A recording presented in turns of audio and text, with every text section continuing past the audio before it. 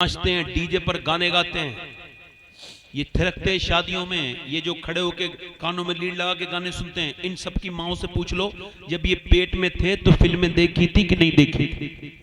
बस कसम दे के पूछ लेना। घरों में बड़े बड़े एंटीने टीवी लग गए। उस जमाने में नई नई फिल्में आई थी, औरतें बड़ी शौक से देखती थी। फलां की लड़की बिगड़ गई, फलां का लड़का हुआ। लड़की लड़का नहीं बिगड़ता, पहले माँ बाप बिगड़ते हैं।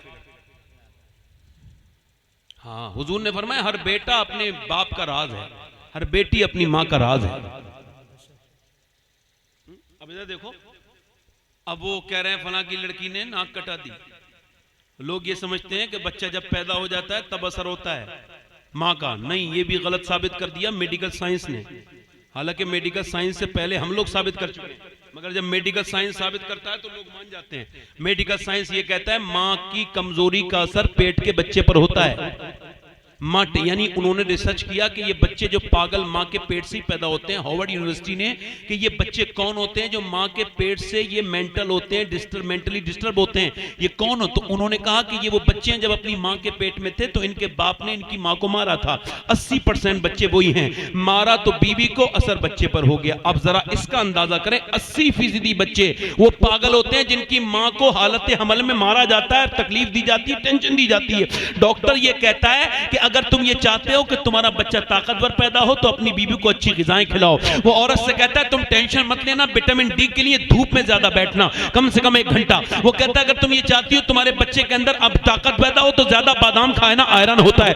ज्यादा सेब खाओगी तो बच्चे के अंदर ज्यादा आयरन बढ़ेगा। तुम अगर विटामिन डी चाहती हो तो अमरूद खाना, विटामिन सी के लिए संतरा खाना, लीमू खाना। मुझे बताओ, अल्लाह का बनाया हुआ सेब, संतरा, अनार, अमरूद अगर माँ खाए तो बच्चे पे असर हो जाए, तो क्या अल्लाह का कुरान माँ पढ़ेगी तो बच्चे पे असर नहीं होगा? नारे तकबीर। कुरान तो रख दिया ऊपर, सुभान अल्लाह, कुरान तो रख दिया ऊपर भाई, कुरान तो ऊपर रख दिया। कुरान की तो कोई परवाही नहीं, कुरान ऊपर रख दिया और कुरान माज़अल्लाह उस पे ऊपर धूल जमी हुई है। और मियाँ का जो तावीज़ है ना, उसको बड़ा मोमजामा करके देख रही है, कहीं उड़ तो नहीं गया मियाँ का तावीज़। वो कभी गिर उड़ जाए ना इत्तेफाक से तो वो मियाँ कहता है तूने कोई बेहुरमती कर दी हो गई तो मेरा तावीज़ उड़ गया। इतने झूठे हैं ये, माज़अल्लाह, ये बेवकूफ बनाना है लोग। ये तो वजह है। अरे मेरे नबी ने, तवज्जो चाहता हूं सारे उलमा से, जरा तवज्जो करो। ये बताओ, तुम्हें उस मौलाना के तावीज़ का ख्याल है जो तुम्हें पैसे दे के लिखता है, उसका कारोबार है? तुम्हें उस नबी के लाए हुए कुरान का एहसास नहीं जो मेरे नबी तुम्हें दे के गए हैं? वाह वाह वाह वाह वाह वाह। औरतें अगर कुरान पढ़ें, बच्चा अगर पेट में हो, तवज्जो करो तो उसका असर क्या होता है। ये बराबर में एक जगह है दिल्ली के पानीपत करनाल, वहां पर एक बच्चा जो इस वक्त में जो है ना वो हरियाणा स्टेट में आता है, वहां एक बच्चा पैदा हुआ। पैदा होते ही रोने लगा। 1 दिन 2 दिन 3 दिन 4 दिन पैदा होते ही रोया।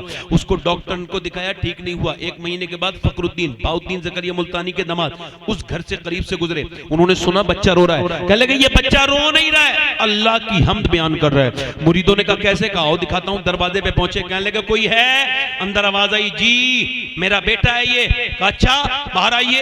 कहा आपका बेटा अल्लाह का वली है। कहा आपका दिमाग ठीक है? 1 महीने से सोया नहीं है, लगातार रो रहा है, आप इसे अल्लाह का वली कह रहे हैं? कहा मेरी गोद में ला के दो। गोद में ला के दिया, एक कान में कुछ पड़ा, दूसरे में बच्चा एकदम खामोश। कहने लगे साहब आपने क्या पढ़ दिया? डॉक्टरों से ठीक नहीं हुआ, दवाइयां खिलाई। कहने लगे बाद में बताऊंगा, पहले ये बताओ क्या इसकी माँ कुरान की हाफिजा है? कहा सुनो, इसकी माँ कुरान की हाफिजा तो है। कहा तो सुनो, जब ये अपनी माँ के पेट पे था ना तो इसकी माँ से पूछना, उसने उठते बैठते चलते फिरते खाते पीते सोते जागते रोटी बनाते खाना बनाते इतना अल्लाह का कुरान पढ़ा, इतनी तिलावत की, ऐसा कुरान पढ़ा कि बच्चे को माँ के पेट के अंदर कुरान सुनने की आदत हो गई। जब बच्चा पैदा हुआ तो माँ ने कुरान पढ़ा नहीं, तुम दवाइयां खिला रहे थे, उसे कुरान की भूख थी।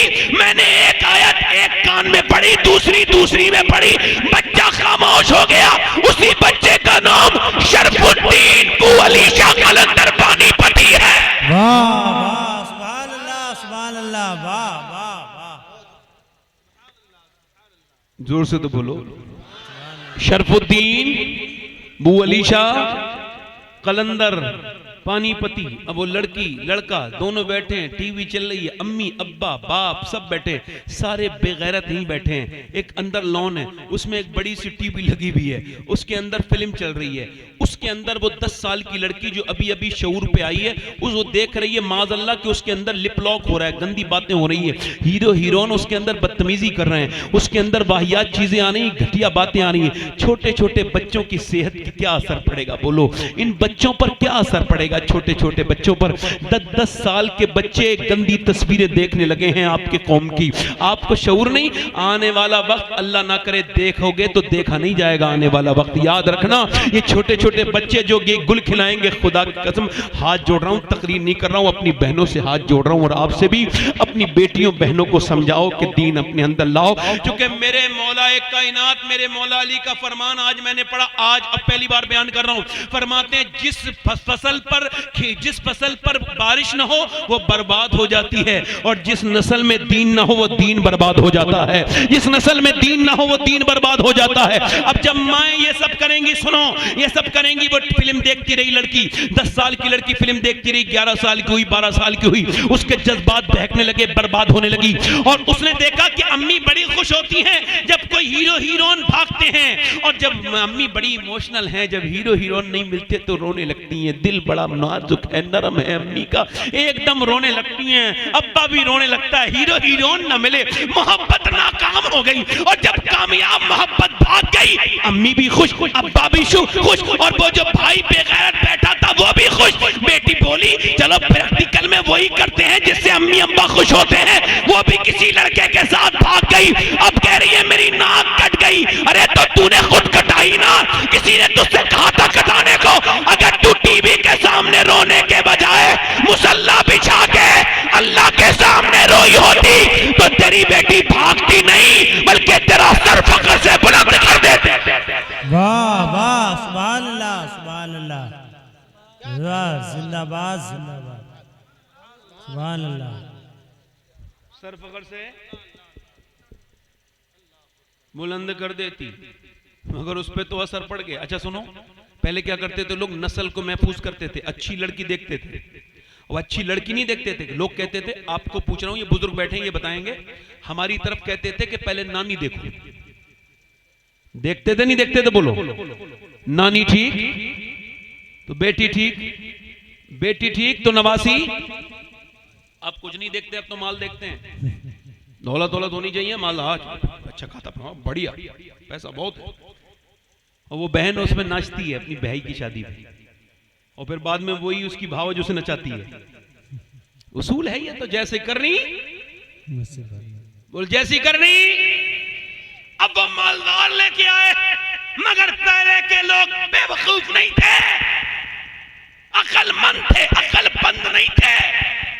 वो जानते थे कि हमें नानी तक देखना है, क्योंकि इस्लाम भी पहले नानी दिखाता है। इस्लाम कहता है अगर नानी देखनी है तो मक्के की खदीजतुल कुबरा देखो, और अगर बेटी देखनी है तो मदीने की फातिमातुज़ ज़हरा देखो, नवासी देखनी है तो करबला की ज़ैनब कुबरा देखो। नारे तकबीर, नारे रिसालत, जश्न साकिए कौसर कॉन्फ्रेंस, मसलके आला हजरत, जिंदाबाद जिंदाबाद। अब आ गई कोई दूसरे नंबर की औरत हैं, दूसरे नंबर से बुनियाद है कोई बदअकीदा, तो वो तो वैसे ही बच्चे बनाएगी ना। और माँ अगर नेको, आला हज़रत फाज़िल बरेलवी फरमाते हैं कि माँ अगर दूध पिलाते वक्त, ये मैं कैसी तकरीर कर रहा हूं, आप भी सोच रहे होगे मौलाना अजीब आदमी है, ये बच्चों के ऊपर ही शुरू हो गए। ओ मेरे भाई, जो मुझे जरूरत लग रही है वही बोल रहा हूं। बोलो, जरूरत इस बात की है कि नहीं है? बोलो।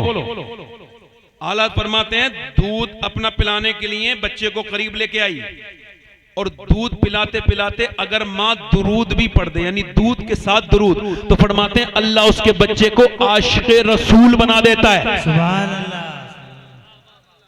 लाहौर में बच्चे अच्छे नंबरों से पास हो गए, 500-150 साल पहले की बात है।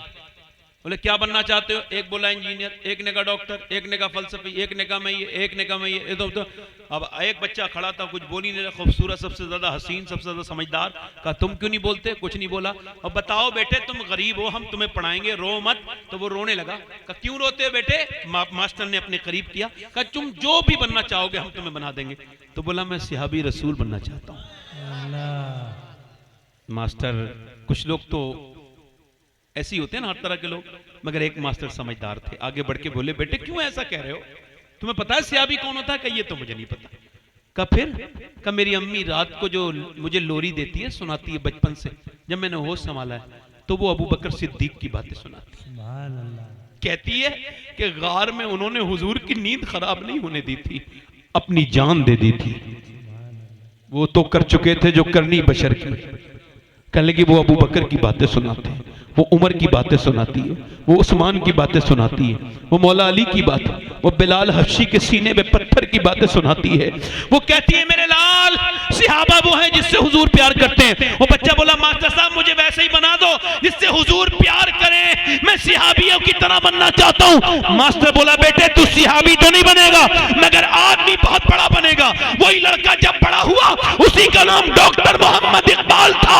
उसी ने कहा था कि मोहम्मद से वफा तूने तो हम तेरे हैं, ये जहां चीज है क्या लौह कलम तेरे हैं। वाह वाह वाह, सुभान अल्लाह। लौह कलम